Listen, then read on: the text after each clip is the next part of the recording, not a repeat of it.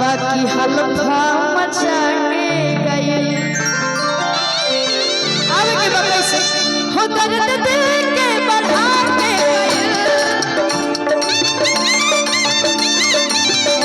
रोग ऐसन धरा के गई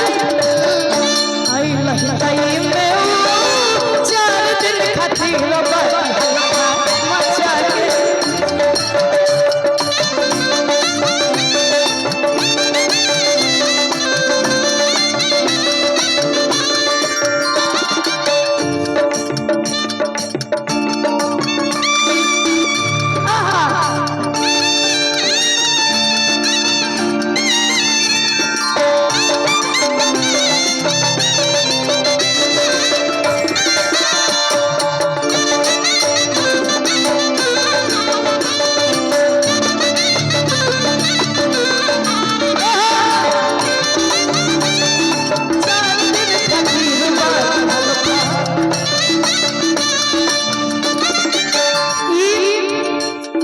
बाबा लोग के जमाना में होता है, चाचा लोग के जमाना में होता है। तो वो टाइम कहल गई रहे कि दर्द दिल के बढ़ा के गई, रोग ऐसा धरा के गई, आई लहितई में वो 4 दिन खातिर हल्फा मचा के गई। लेकिन आज की कहानी का बा वो दर्द दिल के बढ़ा के गई,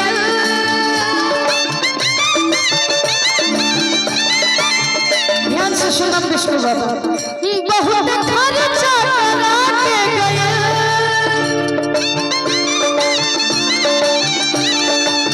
हो दर्द दिल के बढ़ा के गए, बहुत खर्चा करा के गए, हमके लागल की लाइन मरत भी यार बाकी ठेगा देखा के, हमके लागल की लाइन मरत भी यार बाकी ठेगा देखा के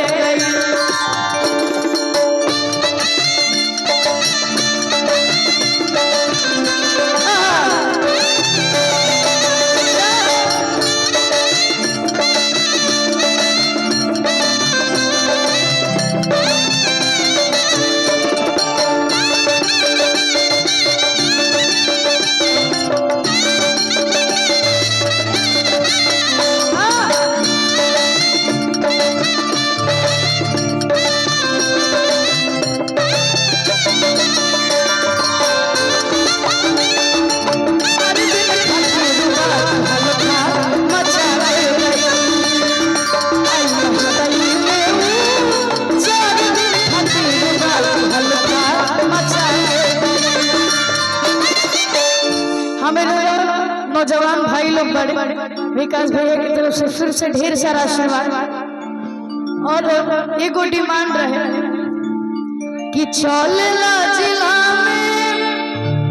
इनके शासन जानो। हम सभी के बीच मिथिलेश पांडे अंकल, सतीश अंकल, हमारे पटना के सुरेंद्र अंकल, मलियाबाग के सुरेंद्र अंकल, मलियाबाग वाले जो सुरेंद्र अंकल हैं बहुत शांत रहते हैं, बहुत शांत रहते हैं। और साथ में हमारे बबलू ओझा अंकल, बबुआ ओझा अंकल, फिर से बबलू ओझा अंकल और विकास ओझा अंकल के लिए बात कि चलेला जिला में इनके शासन जानो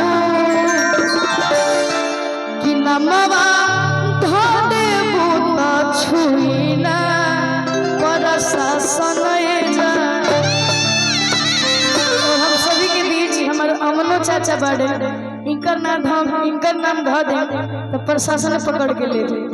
कि नमवा धा दे बूता छोड़ा प्रशासन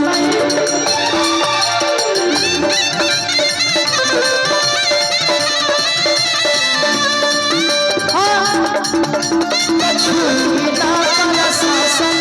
जानो चलेला जिला हमारे शासन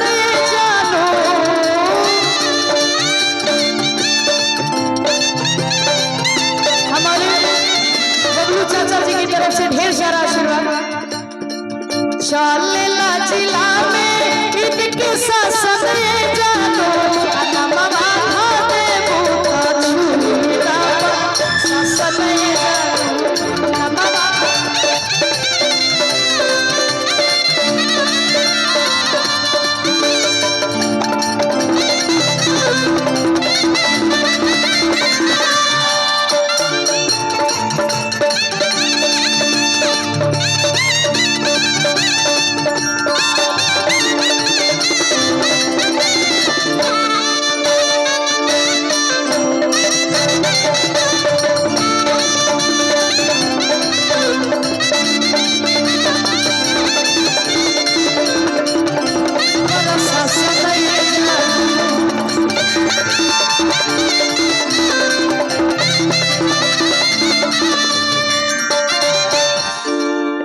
हमारे अशोक भैया की तरफ से ढेर सारा नाम आया है कि अरे जॉब से सिपाही से कि जॉब से सिपाही से भैले थानेदार हो नथुनिए बगोली मारे राजा जी हमार हो नथुनिए बगोली कि नथुनिए बगोली मारे राजा जी हमार हो नथुनिए बगोली मारे राजा जी हमार हो जब से सिपाही से भैले थानेदार हो नथुनिए बगोली मारे राजा जी हमार हो नथुनिए बगोली मारे राजा जी हमार हो नथुनिए बगोली मारे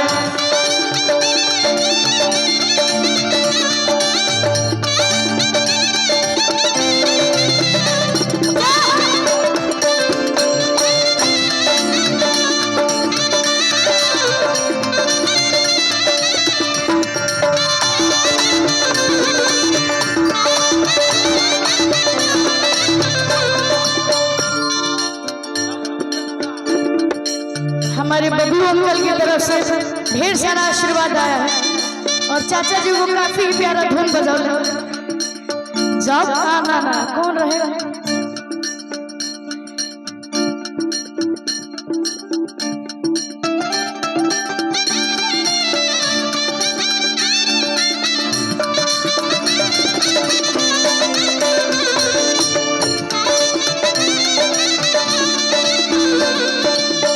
जात बाड़ा पुलिस के बहलिए में जात बाड़ा पुलिस के बहलिए में हम देखी बाबा एंजॉय करो कर नाच के बा नाच के जमीन तोड़ दिया कि पिया जात बाड़ा पुलिस के बहलिए में तू छौ ले ले अल्लाह की रुमलिए में छौ ले ले अल्लाह की रुमलिए जात बाड़ा पुलिस के मोहल्ले में जात बाड़ा पुलिस के मोहल्ले में छौ ले ले अल्लाह की रुमले में छौ ले ले अल्लाह की रुमले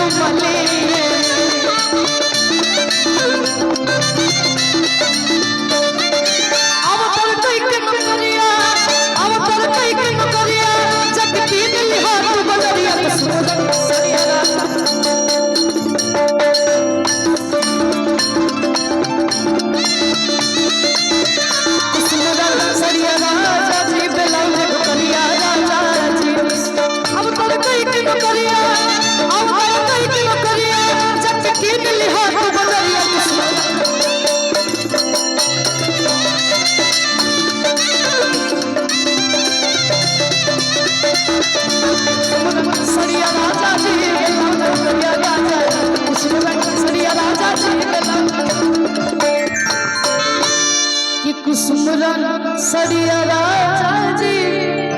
ब्लाउज को करिया